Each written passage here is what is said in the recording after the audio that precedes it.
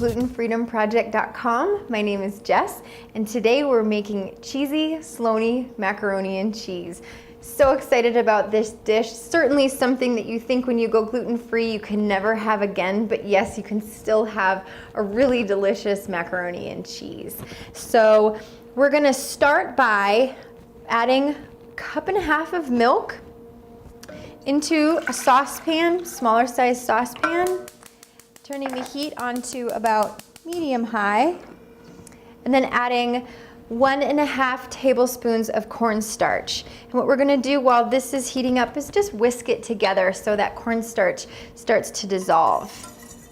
Now, if you're not doing dairy products, there's a couple different options as opposed to milk. If you're gonna use dairy milk, I always suggest organic, but if you need some non-dairy options, you have a lot. There's almond milk, there's coconut milk that comes now in a container. There's also hazelnut milk, rice milk. There's a lot of different options as far as milk goes, so don't feel like the milk is the deterring factor for this recipe. So I'm gonna just continue to whisk this until that cornstarch starts to dissolve and it really starts to warm up. The second portion of what we're doing is gonna be macaroni. And again, this is the place where people go, oh, I'm gluten-free, I have no options. Same thing with the milk alternatives. There's a lot of alternatives when it comes to pasta. There's brown rice pasta, there's quinoa pasta, there's corn pasta. There's a lot of different varieties out there and more coming to the market every week, it seems. Be sure to check our product directory to see what type of pasta meets your dietary needs and restrictions. So today we've cooked a brown rice pasta, and what's really critical for cooking this pasta is to make sure that you don't overdo it. You may find that a lot of manufacturers' instructions say cook for 16 minutes or so. Depending on your altitude, it may change, and usually less is more, so you want to test as you go, because what can happen with this pasta is it can fall apart really easy, and that's how you know. So we've cooked this pasta for about 10 minutes, brown rice pasta, and then we're just going to strain it out. For the sake of not dirtying a lot of dishes, we'll do a lot of our mixing in this larger saute pan, so we've got a lot of space to work with. So let's check back on our milk, make sure it's not boiling over. If you boil milk and it gets too hot, it can have a little bit of a burnt taste. So you want to make sure that you keep a close eye on your milk and make sure that it's not getting too hot. So next, while this pasta is warm, we're gonna start, I'm waiting for this to heat up, we're gonna add some flavorings. So this is even a little bit jazzier than a standard mac and cheese, so it's really fun. So to this, we're gonna add 2 kinds of cheese. We've got a cup of cheddar cheese that's grated, so we're gonna add this in. We've got Parmesan cheese. This is a 1/4 cup. We're gonna add this in too. You can play around with cheese too if you like different kinds of cheeses. And the other option is that if you're not doing, again, dairy products, you can, there's a lot of dairy-free cheeses on the market. Check the product directory. And then you can also, if you're looking to get a little bit more veggies into your diet, I like to add pureed butternut squash because it's actually a really similar color to the cheddar cheese. So those are some other options. So I'm just gonna mix these in right now while it's still a little bit warm, so everything starts to melt a bit.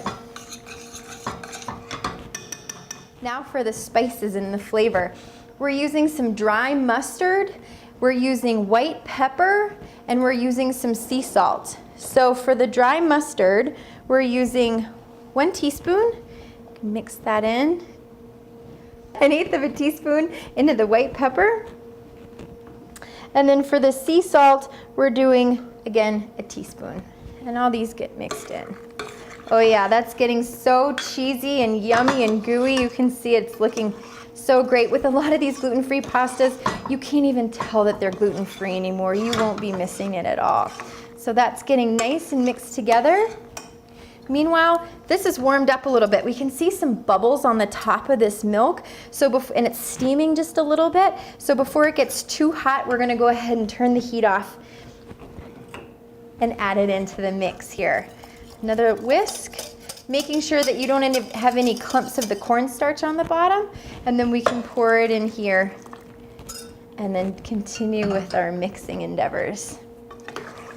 Again, fast weeknight dinner. This is also going to be really good cold. It's going to keep in your fridge. Wonderful leftover for lunch. So, as you can see, we've got a nice creamy mixture. So we're mixing all this together, really letting the milk mixture combine with all the pasta. While you're whisking over here, you can really give it a little bit more time to make sure that it's nice and thick. And if you don't have time, it'll also thicken while you're baking it. And speaking of baking, we're gonna preheat the oven to 350. So the final part, don't you love how fast and easy this is? We're going to just put this in a 9x9 baking dish and bake it for about 30 minutes. So to keep it from sticking, again, you could use olive oil or another oil if you want. We're just gonna use a quick cooking spray to put on the bottom so that it doesn't stick. Okay, so we've just sprayed the pan, and now you have another option. If you like spice, you have the option to put some Tabasco sauce into your mix. I really like spice, so we're gonna add about 2 to 3 drops. Be careful, because this does come out kind of quick. 3 drops, that's about all you really need. Even 1 or 2 is gonna make this really nice, add a little bit more flavor. So we'll mix that in. Again, you don't have to use the Tabasco if you're not a big spice fan, or if you have little kids and they don't like that much flavor. So we're gonna mix this and then add it to the pan. The final piece de resistance that's gonna give this a little bit of color is a splash of paprika on top. So paprika doesn't have a lot of flavor, but it has a nice color, gives it kind of a smoky, so you can just pinch this around on top. Again, if you're feeling creative, you could change up whatever spices or herbs you want to use on top. If you wanted something more Italian, you could use oregano or some basil, but today we're just gonna use a little bit of paprika on top that also gives it a really great color. So voila, that's how that looks. And now we're gonna bake this in the oven at 350 for about 30 minutes. All right, our cheesy Sloany macaroni and cheese has been cooking for 30 minutes. We're gonna pull it out of the oven and plate it up. So it's really gotten thick while it's cooking it in the oven, so it almost reminds you of a lasagna type consistency. So we're gonna scoop a little bit of this out. I like to add some color and some veggies to mine, so I'd probably add some broccoli. You can steam it, have it raw. Also delicious with a side of salsa if you want a little bit more spice. But there you have a really delicious, fast weeknight meal. I'm Jess, thanks for watching GlutenFreedomProject.com, and we'll see you next time.